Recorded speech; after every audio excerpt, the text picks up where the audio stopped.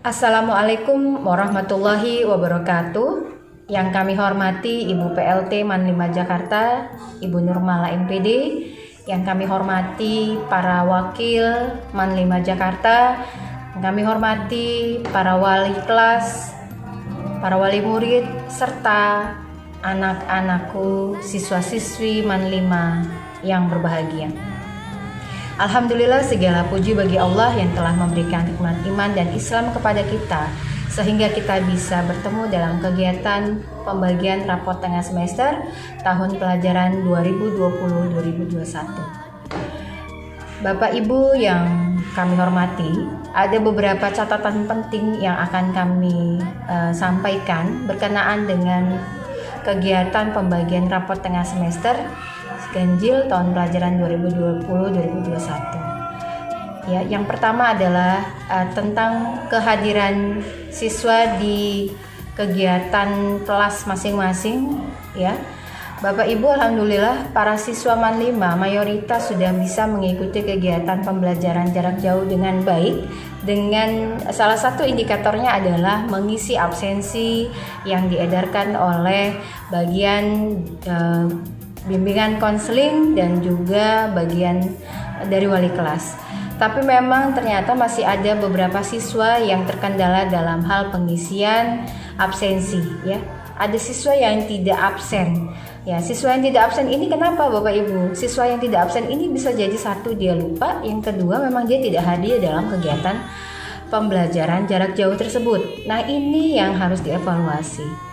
Mohon maaf Bapak Ibu, kami dari guru mata pelajaran sudah berusaha untuk melakukan pendekatan-pendekatan kepada para siswa melalui wali kelas dalam hal absensi ini, ya, dalam hal kehadiran di kelas. Ya. Jadi kami harapkan Bapak Ibu mengontrol betul-betul anaknya di rumah.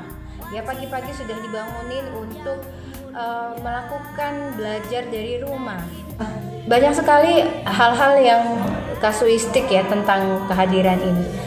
Ada juga yang tidak masuk pelajaran pada saat kami tanya kenapa nggak masuk pelajaran ini, ya, atau nggak masuk pelajaran kimia misalkan karena saya guru kimia. Iya Bu, maaf, saya harus mengantar nenek saya harus mengantar ibu saya. Bapak Ibu, tolong anak-anak kalau lagi jamnya belajar PJJ jangan diganggu gugat. Jangan suruh nganter-nganter ke pasar, jangan suruh nganter kemana-kemana. Sabar saja sampai jam 12 siang. Setelah jam 12 siang silahkan Bapak Ibu kalau ada perlu dengan anak-anaknya. Tapi kalau masih dalam jam belajar, ini jangan diganggu. Ya, sehingga dari segi kehadiran itu pasti mempengaruhi kedisiplinan. Secara garis besar, secara keseluruhan bahwa kedisiplinan ini sangat penting Bapak Ibu. Kenapa? Karena memang kalau tidak disiplin itu kan jeda waktunya pendek. Dari jam ke-1 jam ke-2 itu hanya istirahat setengah jam. Jadi kalau anak itu misalkan baru masuk kelas mulai setengah 9, baru masuk kelas di jam setengah 10, dia dapat apa?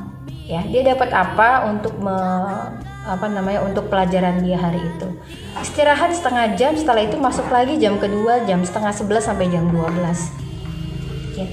Jadi Bapak Ibu, kami titip anak Bapak Ibu di rumah untuk benar-benar kerjasamanya dengan kami sebagai pihak sekolah.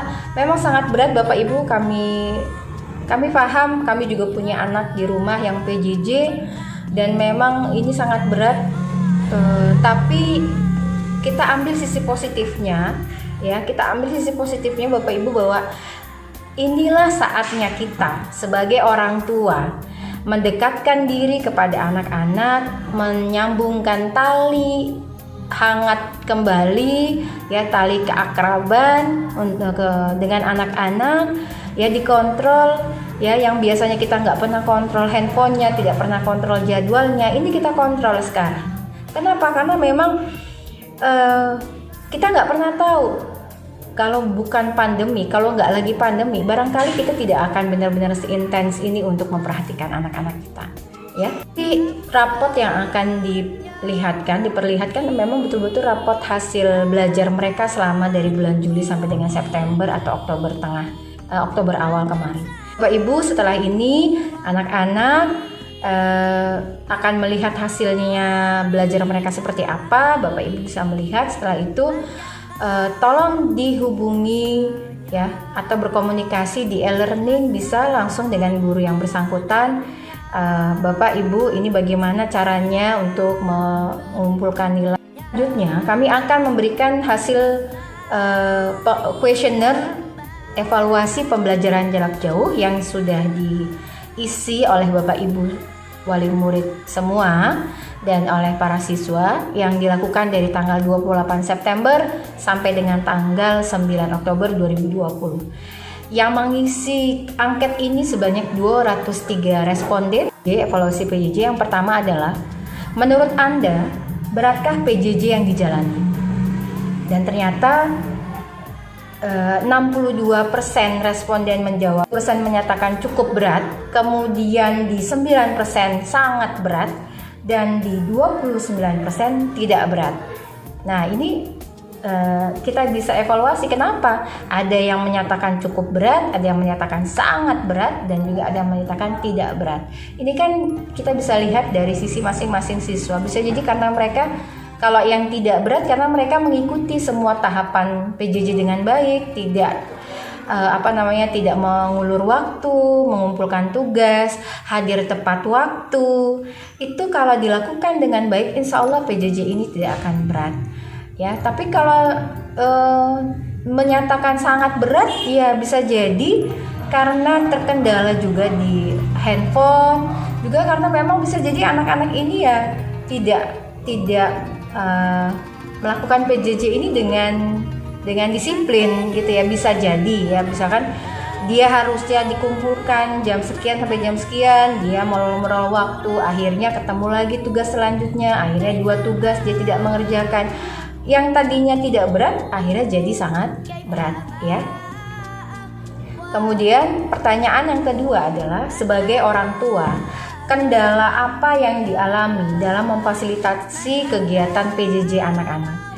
Nah, ternyata 81% itu Bapak Ibu menyatakan sangat terkendala. Kendalanya itu ada di jaringan internet, HP, dan juga kuota internet.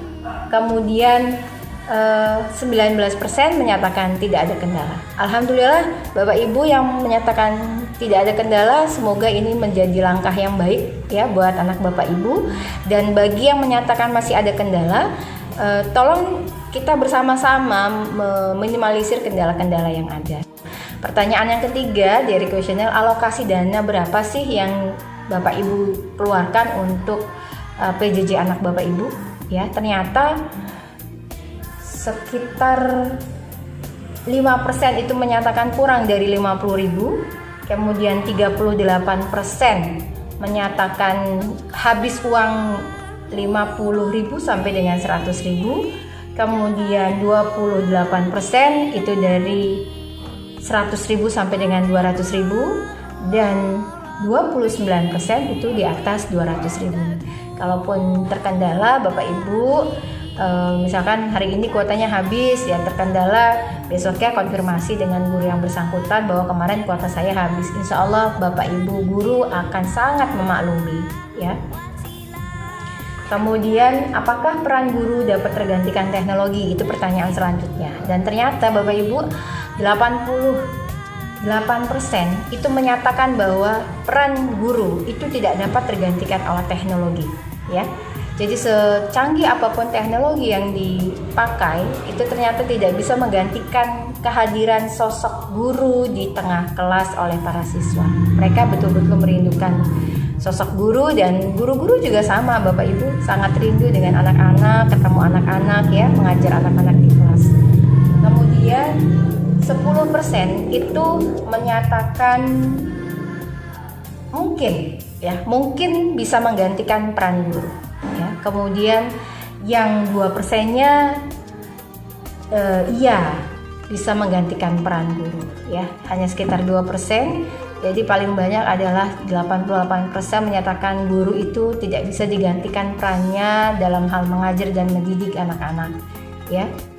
Selanjutnya, menurut Anda apakah pelaksanaan PJJ Diman 5 sudah terlaksana dengan baik? Dan jawabannya dari 203 responden, 69% menyatakan cukup baik. Kemudian 20% menyatakan sangat baik dan 11% menyatakan belum baik. Nah, Bapak Ibu, ini menjadi catatan tersendiri bagi kita semua, terutama kami dari Dewan Guru. Yang cukup baik itu banyak di 69%. Kemudian yang belum baik ini di 11%. Nah, ini harus kita evaluasi baik dari sisi siswa maupun dari segi guru-guru. Kemudian kami meminta saran Bapak Ibu wali. Rata-rata jawaban Bapak Ibu semua adalah yang paling banyak adalah corona ini cepat berlalu. Kemudian yang kedua adalah mohon kalau ngasih tugas jangan banyak-banyak katanya, ya.